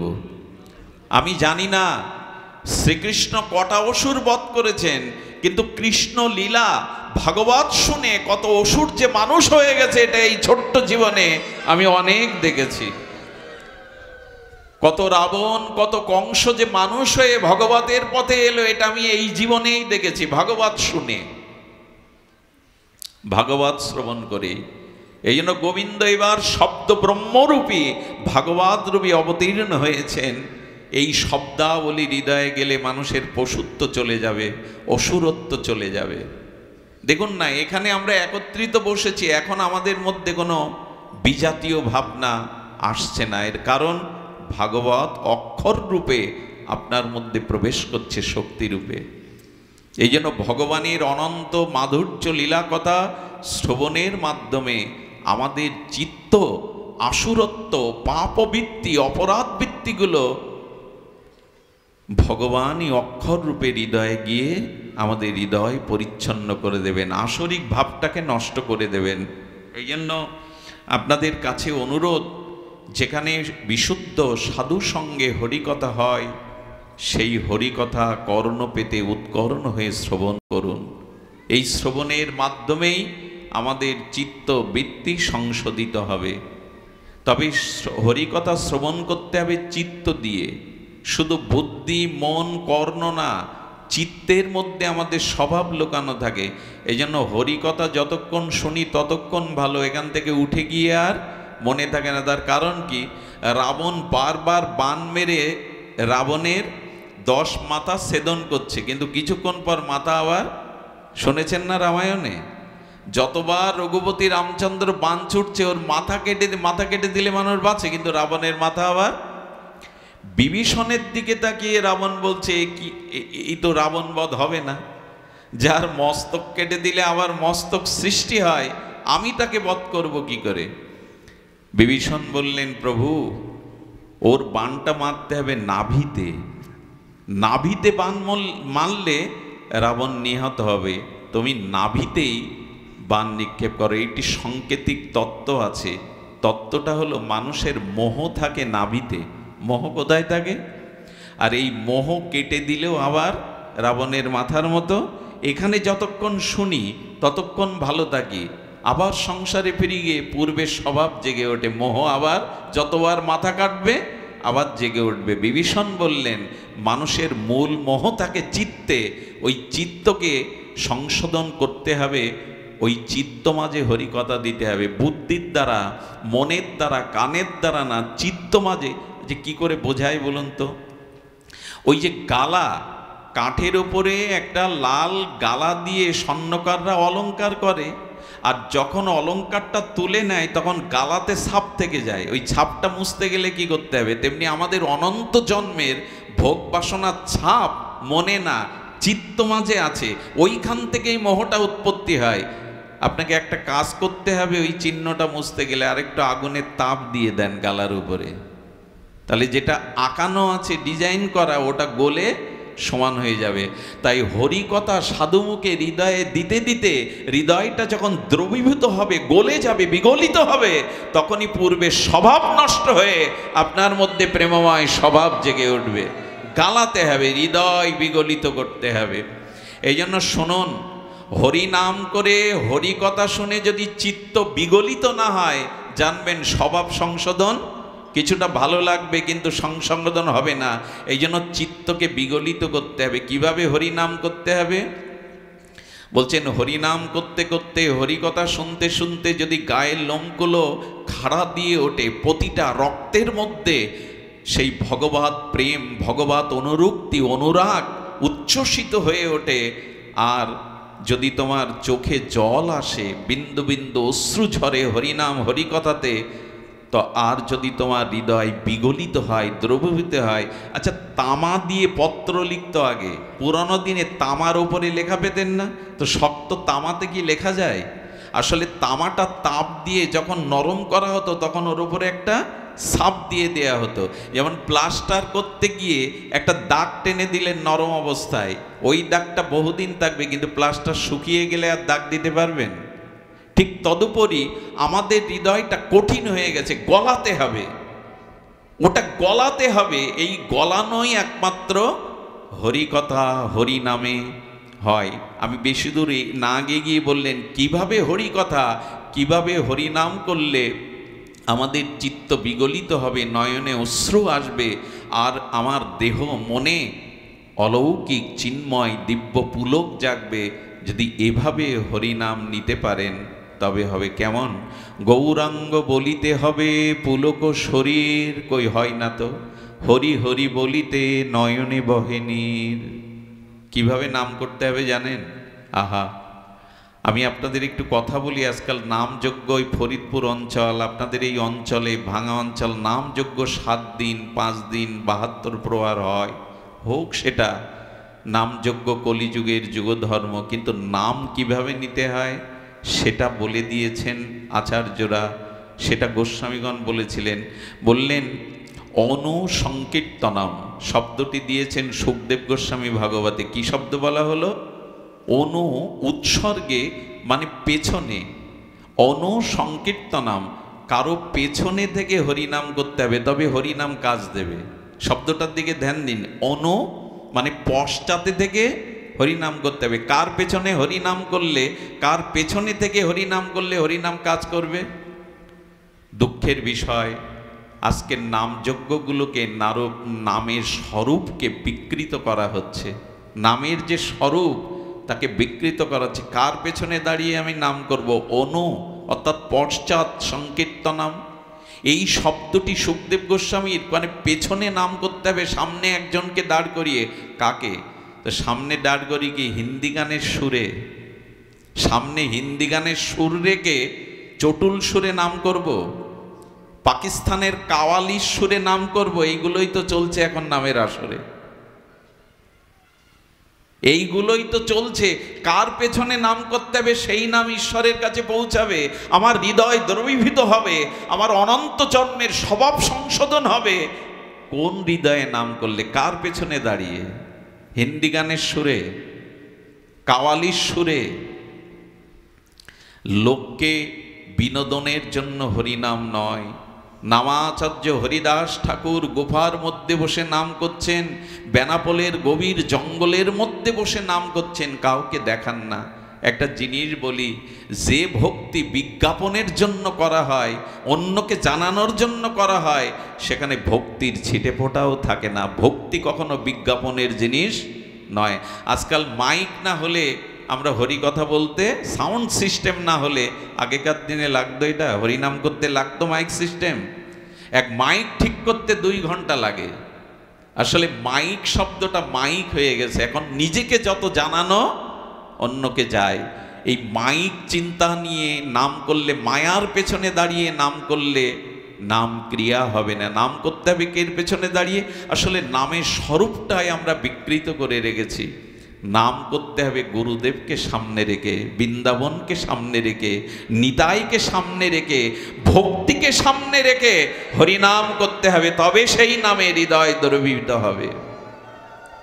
আহা, হৃদয় কখন বিগলিত হবে, নয়নে প্রেমশ্রু কখন আসবে, কণ্ঠ কখন রুদ্ধ হয়ে যাবে?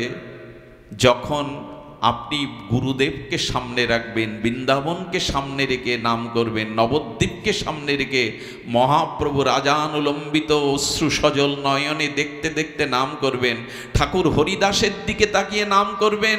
লোকের মনোরঞ্জনের জন্য নয়, লোকের কাছে যশ খ্যাতির জন্য, নিজের বিজ্ঞাপন প্রচারের জন্য নয়। অনেকেই হরিনামে নৃত্য করে ভগবানের সামনে। কেউ যদি ভগবানকে আনন্দ দানের জন্য নৃত্যকীর্ত করে, ভগবান তার কাছে বিক্রি হয়ে যায়। কিন্তু আমরাও তো নাচি, ভগবান কেন প্রেম দেন না? বলে নৃত্য করবার সময় লক্ষ্য রাখতে হবে, আমার এই নৃত্য কীর্তনের দ্বারা হরি প্রসন্ন হচ্ছে কিনা। আমরা নৃত্য করি ভগবানকে প্রসন্ন করার জন্য, না ক্যামেরার দিকে দৃষ্টি ফেরানোর জন্য? ক্যামেরা আমার দিকে যেই পড়লো আমি নাচতে শুরু করলাম, তার মানে আমার নৃত্যটা যাতে প্রচার হয়ে যায়। কি ভগবানকে আনন্দ দেওয়ার নৃত্য? আমার কথা কি বোঝা যায়? অনেকেই আগে মোবাইল আলাদা সেট করে রাখে নাচের আগে, যে এটা তুলে নাও, ছেড়ে দাও। এ নৃত্য কি ভগবানকে আনন্দ দেওয়ার জন্য না আপনার প্রচারের জন্য? খবরদার, ভগবানের সম্মুখে তাকে আনন্দ দেওয়ার জন্যই যা কিছু চেষ্টা, নিজের বিজ্ঞাপনের জন্য এটি করা নয়। সুধীবৃন্দ, বলতে বলতে এসেছি যে ভগবানের কথাতে আর হরিনামে, ভগবানের কথাতে হরিনামে নয়নে অশ্রু, হৃদয় বিগলিত হলেই কেবল মোহ যাবে, আমাদের সংসার নাশ হবে, ক্ষয় হবে, আসক্তি ক্ষয় হবে। তবে এমন করে নাম, এমন করে অভিব্যক্তি কজনার হয়? সুধীবৃন্দ, মনে পড়ে সিদ্ধ বাবাজি মহারাজ সারা জীবন তার সেবক তাকে সেবা করেছেন। বাবাজি মহারাজ যখন অপ্রকট হবেন, নাম সিদ্ধ মহাপুরুষ, তখন তার সেবককে ডেকে বললে, কিরে, আমার জন্য ঘর ছেড়েছিস, দেহ সুখ ছেড়েছিস, সারা জীবন সেবা করেছিস, কিছু চেয়ে নে, আমি তো বিদায় নিচ্ছি। শোন, আমি তোকে স্বর্গ দিতে পারি, বৈকুণ্ঠ দিতে পারি, এই আশ্রমের তোর পদ প্রতিষ্ঠা সব দিতে পারি, বল কি চাই? শিষ্যটি সরল হয়ে বললেন, প্রভু, আমি যা চাইব আপনি তা দেবেন না আমায়। বললেন, সারাটা জীবন আমার জন্য বিলিয়ে দিয়েছিস, আমি দেব, চেয়ে নে। বললেন, আমার মাথায় হাত দিন, আমি যা চাইব দেবেন। বলে, তোর বিশ্বাস এলো না? আমি তোকে দিতে পারি, তোর বিশ্বাস? আচ্ছা ঠিক আছে, আমি কথা দিলাম। অনেকক্ষণ নীরব হয়ে গেছেন, চোখ দুটো ছলছল হয়ে গেছে। বললেন, তবে দিন। আমি ছোটবেলা থেকে দেখেছি, আপনি যখন নিতাই বলেন, গৌর বলেন, তখন আপনার নয়ন দিয়ে প্রেমশ্রু বিগলিত হয়ে আপনার বুক ভেসে যায়। আমাকে ওইটাই দিন, আমি যেন নিতাই বললে, গৌর বললে চোখে জল আসে। আমি যখনই নিতাই বলবো, গৌর বলবো, যেন আমার চোখে প্রেমশ্রু বিগলিত হয়, আমার হৃদয় দ্রবীভূত হয়। আমাকে এই দিন। বাবাজি মহারাজ নীরব হয়ে তাকিয়ে আছে, মুখে কোনো কথা নেই। অনেকক্ষণ পর একটা নিঃশ্বাস ছেড়ে বলল, রে, আমার যা কিছু সম্পদ সব চেয়ে নিলি, আমার যা কিছু ছিল তুই নিয়ে নিলি, যা। আজ থেকে নিতাই বললে তোর চোখেও প্রেমাশ্রু আসবে, বিগলিত হবে হৃদয়। সেই থেকে উনি যখনই নিতাই বলতেন, গৌর বলতেন, ওনার নয়ন দিয়ে পিস্কারির ন্যায় গদগদ কণ্ঠে, রুদ্ধ কণ্ঠে এমনি করে প্রেমাশ্রু ভেসে যেত। এই জন্য হরি হরি বলিতে নয়নে বহে নীর। কবে তোমার জন্য আমার হৃদয় দ্রবীভূত হবে, কবে তোমার জন্য আমার চোখে দুপোটা প্রেমশ্রু আসবে। চোখের জল সংসারের জন্য ফেলে কোনো লাভ নেই, কেউ মূল্য দেয় না। চোখের জল যদি ফেলতেই হয়, গোপনে ভগবানের চরণে ফেলুন, এটির অনেক শক্তি। ভগবানের জন্য হা কৃষ্ণ বলে কাঁদুন, এ অনেক বুকটা হালকা হয়ে যাবে, অনন্ত জন্মের স্বভাব শোধন হয়ে যাবে। এই জন্য নবদ্বীপ লীলাতে, গৌর লীলাতে দেখেছি আমরা, মহাপ্রভু নিজে কাঁদছেন, আর কাঁদতে কাঁদতে জলযন্ত্র পিস্কারির ন্যায় মহাপ্রভুর পাশে যারা থাকতেন তারা স্নান হয়ে যেতেন, এত কাঁদতেন প্রভু। কান্নাটাই সার করে গৌর এসেছিলেন, বিষ্ণুপ্রিয়া দেবী এসেছিলেন, সচিমা এসেছিলেন। এ জগতে আমরা সংসারের জন্য ঘটি ঘটি কাঁদি, স্ত্রী পুত্র বিপদ রোগ শোকের জন্য। ভগবান বলে কবে কাঁদতে শিখব? গৌর বলে কবে কাঁদতে শিখব? এই জন্য ভগবানের কাছে প্রার্থনা করুন, ভগবানের কাছে প্রার্থনা করুন, প্রভু, পাথরের বুক চিরে, মর্মর কঠিন পাথরের বুক চিরে ঝর্ণা ঝরে, আমার বুকটা কি পাথরের থেকে কঠিন যেখানে ভগবানের নামে চোখে জল ঝরে না? পাথরের মর্মর শক্ত পাথর ভেদ করে ঝর্ণা বেরোয়। আমি কি এতই অপরাধী যে কৃষ্ণ বললে আমার হৃদয় গলে না, নয়নে অশ্রু আসে না? অন্যকে দেখাবার জন্য না, ঘরে দোদ দিয়ে গোপনে যদি কৃষ্ণ বলে কাঁদতে পারেন না, অনেক জন্মের স্বভাব ধুয়ে যাবে, মুছে যাবে, হৃদয় দ্রবিত হবে। ভগবানের কাছে গোপনে কাঁদতে হয়। আমার মতো এই ভরা আসরে দাঁড়িয়ে অন্যকে মাতানোর জন্য নয়, আসরকে মনোরঞ্জনের জন্য নয়, গোপনে ভগবানের জন্য কাঁদতে হয়। মহাপ্রভু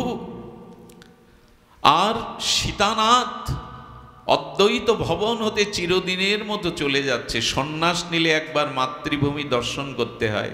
ধ্যান দিয়ে শুনুন, মহাপ্রভু এসেছেন, নিত্যানন্দ প্রভু আর মহাপ্রভুকে পথ ভুলিয়ে, বৃন্দাবনের পথ ভুলিয়ে তিনি এনেছেন নবদ্বীপে। সীতানাথ ভবনে মহাপ্রভু প্রায় 10 দিন ছিলেন, 10 দিবস। সেই 10 দিবস সেবে ভক্তদের দর্শন দিলেন আর নিজের মায়ের, সচী মায়ের, জগজ্জননীর প্রাণ রক্ষা করলেন। আর মহাপ্রভু তখন আর শান্তিপুর হতে নবদ্বীপের পথ ধরে চলে যাচ্ছে। একবার ভেবে দেখুন, এই মহাপ্রভু 24টা বছর নবদ্বীপে লীলায় ছিলেন। এই নবদ্বীপের প্রতিটি ধূলিকণা, আকাশ বাতাস মহাপ্রভুর লীলা সঙ্গে মহাপ্রভুর চিরচেনা। বেড়ে উঠেছেন, খেলেছেন, আনন্দ করেছেন, সংকীর্তন করেছেন এই মাটিতে। প্রভু আজ বিদায় নিচ্ছেন, আর বিদায় বেলা প্রভু বলছেন আর নবদ্বীপ কখনো দেখা হবে না। কারণ সন্ন্যাসী একবার মাতৃভূমিতে আসতে পারে, দ্বিতীয়বার আসতে পারে না। মহাপ্রভু নবদ্বীপের ধুলোর দিকে তাকিয়ে বলছেন, তোমার বুকে কত খেলেছি, তোমার বুকে কত অঙ্গ, এই ধুলি অঙ্গে মেখেছি। হে ধুলি, হে নবদ্বীপের ধুলি, আর তোমাদের সাথে আমার খেলা হবে না, অঙ্গে মাখা হবে না। সুরধনী ভাগীরথী গঙ্গার দিকে তাকিয়ে মহাপ্রভুর চোখ দিয়ে গঙ্গা ঝরঝর বলছে, কত তোমাতে অবগাহন করেছি, সন্তরণ করেছি, সাঁতার কেটেছি সাথীদের নিয়ে। হে গঙ্গা, আর তোমার বুকে কখনো সন্তরণ হবে না। তোমার বুকে আর এমনি করে সখাদের নিয়ে জলকেলি করতে পারবো না। বিদায় ভাগীরথী গঙ্গা, বিদায় নবদ্বীপের মাটি। কি বলবো আপনাদের, সমস্ত নবদ্বীপবাসীর প্রাণের ধন গৌরাঙ্গের বিদায়ে তাদের চোখ দিয়ে প্রেমাশ্রু হা গৌরাঙ্গ, হা গৌরাঙ্গ ধ্বনিতে আকাশ বাতাস মুখরিত হয়ে গেছে, যেন ভারী হয়ে গেছে। সেদিনের সে বর্ণনার ভাষা আমার নাই। গাছের শাখাগুলি, পাতাগুলো যেন নিচে নেমে এসে শোকাতুর হয়ে মহাপ্রভুর চরণ বদন দেখছেন। আর দেখব না তোমায় গৌরহরি, আর তোমাকে কোনোদিন দেখব না। এই যখন দশা, তখন ঘরের মধ্যে বিষ্ণুপ্রিয়া দেবী আড়ালে কাঁদছেন। কেন জানেন? প্রভু সন্ন্যাস নিয়েছেন, প্রভুর সামনে যাওয়ার আমার অধিকার নেই। প্রভু যে রমণী মুখ দেখবে না, স্ত্রী মুখ দেখবে না। বিষ্ণুপ্রিয়া ঘরের কোণে বসে যখন কাঁদছেন, একজন এসে বলছেন, কি রে অবাগিনী, সবাই পতিত পাবন লীলাতে তাকে দর্শন করে উদ্ধার হলো, কেবল তোর অনুমতি নেই। প্রিয়া তখন মনে মনে বলছেন, আমার প্রাণনাথ সারা জীবনের মতো চলে যাবে, আর নবদ্বীপে আসবে না। তার চরণ, তার বদন আর কখনো দর্শন হবে না। কি করব আমি? আমার তো যাওয়া নিষেধ প্রভুর সামনে। শেষ কথা চিন্তা করে বিষ্ণুপ্রিয়া দেবী ঘর থেকে সেই সমস্ত শোকে পাথর হয়ে গেছে, আর সে তো শুভ্র বসন আবৃত করে মহাপ্রভু তার বাটির সামনে, গৃহের সামনে দিয়ে চলে যাচ্ছেন। আর বিষ্ণুপ্রিয়া দেবী পথের ধুলাতে এসে ওইখানেই সাষ্টাঙ্গে মহাপ্রভুর পথ আঁকলে দাঁড়িয়েছে। মহাপ্রভু নিজের বাটির সামনে এসে গঙ্গার তীরে নিজের ঘর দেখে চোখে জল পেটছেন। তোমার কোলেই তো বড় হয়েছি, জন্মভূমি, এই গৃহেই তো আমি শশীকলার ন্যায় বেড়েছি চিরবিদায়। মহাপ্রভুর খড়মটা বেঁধে গেল বিষ্ণুপ্রিয়ার অঙ্গে। কে তুমি? কে তুমি এভাবে ধুলায় দূষারিত হয়ে শুয়ে আছো? বিষ্ণুপ্রিয়া বললেন, আমি অভাগিনী, আমার কি গতি হবে কৃপা করে বলুন।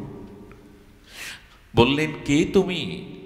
বলো, আমি গৌরাঙ্গ প্রিয়া, মহাপ্রভু বললেন, না, তুমি কৃষ্ণপ্রিয়া হও, তুমি কৃষ্ণপ্রিয়া বিষ্ণুপ্রিয়া হও।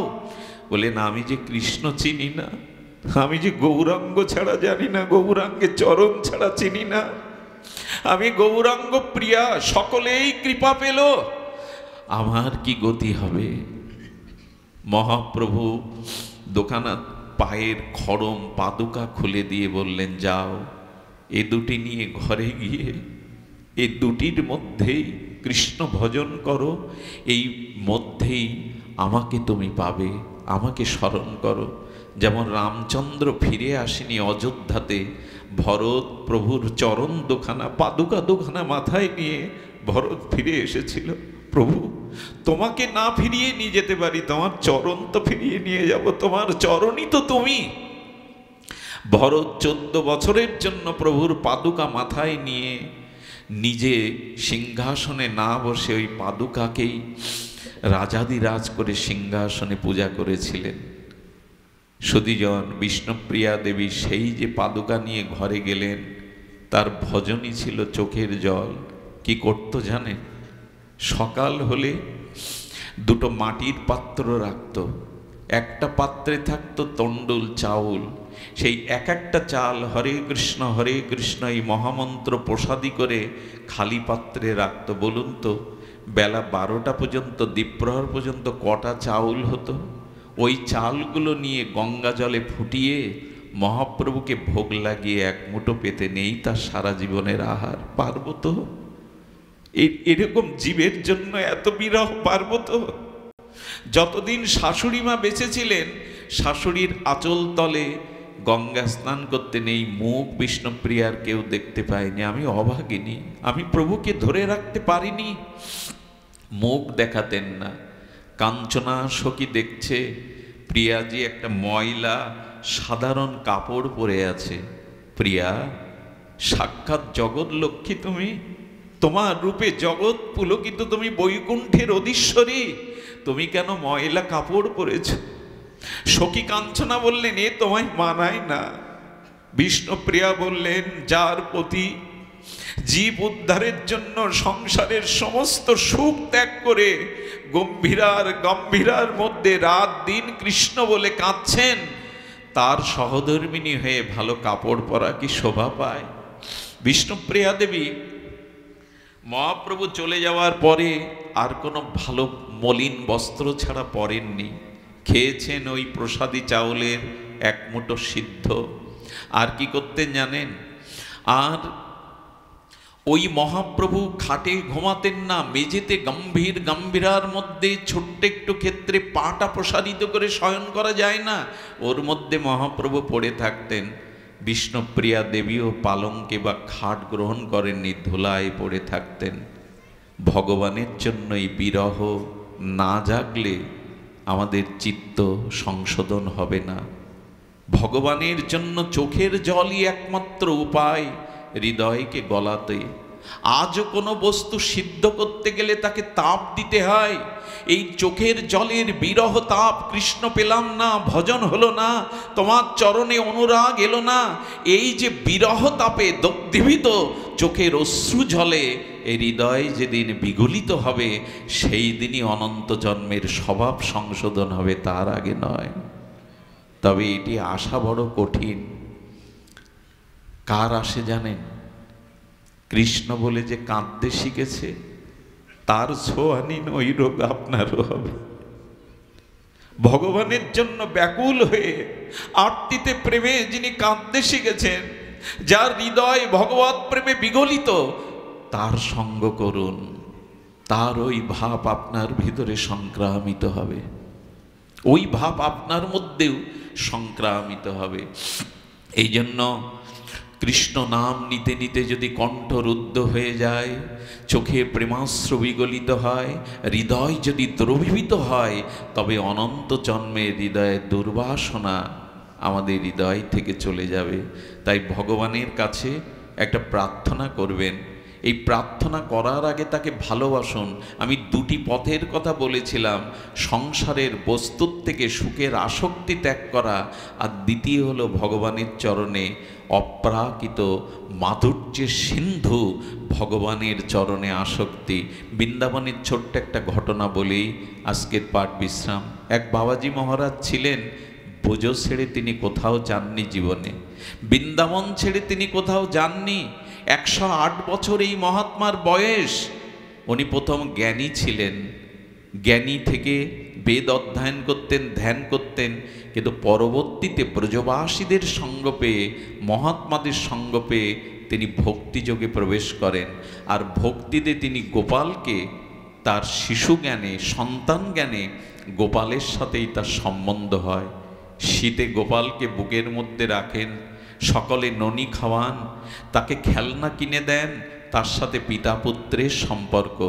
এই করতে করতে 108 বছর যখন বয়স, তখন তার মনে একবার হলো, আমি গঙ্গা কখনো দেখিনি, বদ্রিকাশ্রমে কখনো যাইনি, অন্য কোনো ধামে, দ্বারকায় যাইনি, মিথিলায় যাইনি, আমার একটু ইচ্ছা হয়েছে আমি তীর্থ ভ্রমণে যাব। গোপাল হৃদয় থেকে বলছেন, বৃন্দাবন ছেড়ে কোথাও যেও না, ব্রজ ছেড়ে তুমি কোথাও যেও না। সবাই বলছে, বাবা আপনি যেতে চেয়েছিলেন, বলে আমার গোপাল নিষেধ করেছে, আমি কোথাও ব্রজ ছেড়ে যাব না। ব্রজ ছেড়ে তিনি যাননি। ওই ব্রজেই যেদিন দেহত্যাগ করলেন, বাবাজি মহারাজরা তাকে শ্মশানে দাহ করার জন্য যখন নিয়ে গেল, হঠাৎ একটা 6-7 বছরের বালক এসেছে, এটা বেশি দিন আগের ঘটনা না। এসে বললেন, উনি আমার পিতা হন, উনি আমার পিতা হন, আমি ওনার সন্তান। উনি গঙ্গা স্নান করতে চেয়েছিলেন, আমি তাকে যেতে দেইনি। এই দেখো, আমি গঙ্গা জল এই কলসিতে ভরে এনেছি আমার বাবাকে স্নান করাবো বলে। সেই গঙ্গা জল দিয়ে ওনার পিতাকে স্নান করাচ্ছেন, চোখের জলে স্নান করিয়ে চন্দন পরিয়ে দিলেন, মালা পরিয়ে দিলেন, দিয়ে তাকে চিতায় দিয়ে মুখাগ্নি করে চোখের জলে কাঁদতে কাঁদতে আর বালকটা অদৃশ্য হয়ে গেল। ওইখানে যারা ছিলেন তারা বলছেন, আমাদের মাথা কি খারাপ হয়ে গেছে, বাবা তো বিবাহ করেননি, 108 বছরের সন্ন্যাসী, ওনার 108 বছরের বয়সের কখনো 6 বছরের সন্তান নাই, কে এই ছেলেটা, আমাদের মাথায় কেন এই বুদ্ধি এলো না? গোবিন্দ যেন বললেন, আমি তোমাদের বুদ্ধিকে মোহ করে রেখেছিলাম বাবার কাজ করব বলে। গঙ্গা স্নানে আমি তাকে যেতে নিষেধ করেছিলাম ব্রজ ছেড়ে, তাই আজ গঙ্গা স্নান করিয়ে তাকে মুখাগ্নি করে পুত্রের দায়িত্ব পালন করলেন। ওদের বুঝতে দিলেন না ভগবত মায়ায়, চলে গেলে তখন হায় হায় করে বললেন, বাবা কত বড় ভাগ্যবান তুমি, যাকে পুত্ররূপে ভালোবেসেছিলে। এ জগতের পুত্র পিতামাতার অনেকেই মৃত্যু কামনা করে জানেন, বুড়োটা না মরলে সম্পত্তি পাচ্ছি না, হাসপাতালের বেডে ভর্তি করে দিয়ে আসে, আর খোঁজ রাখে না। আজ পিতামাতাও জঞ্জাল হয়ে গেছে অনেকের কাছে, কিন্তু ভগবানকে যদি ভালোবাসতে পারেন পুত্র জ্ঞানে, এই দেখুন উনি মুখাগ্নি করে গেলেন, উনি গঙ্গা জলে তাকে স্নান করিয়ে গেলেন। ভগবান যার দায়িত্ব নেয়, সে দায়িত্ব 16 আনায় উনি পালন করেন। তাই যার যেখানে শূন্যতা আছে, ব্যথা আছে, ওখানে ভগবানকে বসান। উনার থেকে আপন কেউ হবে না জগতে, এই জন্য ভগবানকে ওই স্থানে বসান। আজ পুত্র রূপে এসে গঙ্গা জলে স্নান করিয়ে তিলকমালা রচনা করে আজ তার মুখাগ্নি করে গোবিন্দ নিজ দায়িত্ব পালন করলেন। এই জন্য সংসারকে ভালোবেসে আমরা কিছুই পাইনি, পাবও না। সংসারের স্ত্রী পুত্রের প্রতি দায়িত্ব আছে, পালন করুন, কিন্তু আসক্তি রেখে নয়। আসক্তিটা রাখলে কষ্ট পেতে হবে, বন্ধন মুক্তি হবে না। যদি অনুরাগ আসক্তি থাকে, তবে ভগবানের চরণেই যেন থাকে। আর এই কথা যেন বলতে বলতে যেতে পারি হরিদাসের মতো, প্রভু সারাটি জীবন শুধু এই প্রার্থনা, অন্য কোনো প্রার্থনা নাই। যেন মৃত্যুর সময়, শেষের সময়, অন্তিম সময় আমি হরিদাসের সুরে সুর মিলিয়ে বলতে পারি, নয়নে হেরিব তোমার ও চন্দ্রবদন, প্রভু আমার শেষের সময়, অন্তিম সময় এই প্রার্থনা করো, স্ত্রী পুত্র প্রিয়জনের কারো মুখ যেন না দেখি, যেন তোমার মুখখানা, তোমার কমল বদনখানা আমার নয়নে ভেসে আসে। নয়নে হেরিব তোমার ও চন্দ্র বদন, বদনে আর কি বলছেন, হৃদয়ে ধরিব তোমার ওরাঙ্গা চরণ। প্রভু মৃত্যুর সময় যদি শক্তি না থাকে, যেন মনে মনে তোমার চরণ দুখানা হৃদয়ে ধারণ করতে পারি। বদনে আর বদনে উচ্চারিব শ্রীকৃষ্ণ চৈতন্য নাম। প্রভু মৃত্যুর সময় বাড়ি আমার, গাড়ি আমার, সন্তান আমার, স্ত্রী কোথায়, পুত্র কোথায়, কুটুম্ব কোথায়, যেন এই শব্দ আমার মুখে না আসে, আমি যেন তোমার নামটি বদনে নিতে পারি। শ্রীকৃষ্ণ চৈতন্য, শ্রীকৃষ্ণ চৈতন্য, এই নাম যেন আমার বদনে না আসে। দেখুন মানুষ মৃত্যুর সময় বলে, স্ত্রী তুমি কোথায়, বড় খোকা কোথায়, মেজ খোকা কোথায়, তোদের কি হবে, এদের কথা ভাবে, কিন্তু নিজে ভাবে না আমার মৃত্যুর পরে আমার কি গতি হবে। এই জন্য নিজের গতির জন্য প্রার্থনা করুন, অন্তিম সময়ে যেন ভগবান তোমার চরণকে হৃদয়ে ধারণ করতে পারি, তোমার কমল বদনকে নয়ন ভৃঙ্গে যেন আস্বাদন করতে পারি, আর জিহ্বায় যেন কৃষ্ণ চৈতন্য বলতে বলতে এ জীবন গতি হয়।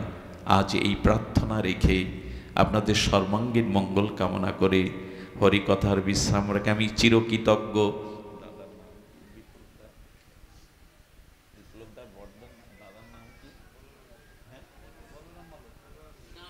জয় শ্রী রাধে।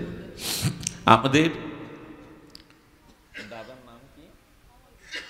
অমল গোস্বামী পাদ, এখানে তিনি আচার্যপাদ, তার কথা রক্ষার্থে, বিপ্লবদার কথা রক্ষার্থে আমরা আপনাদের এই গ্রামে এসেছি। এসে ভালো লাগলো, আপনাদের স্নিগ্ধ, আপনাদের হরিকথার ব্যাকুলতা আমি বড় প্রীত হয়েছি।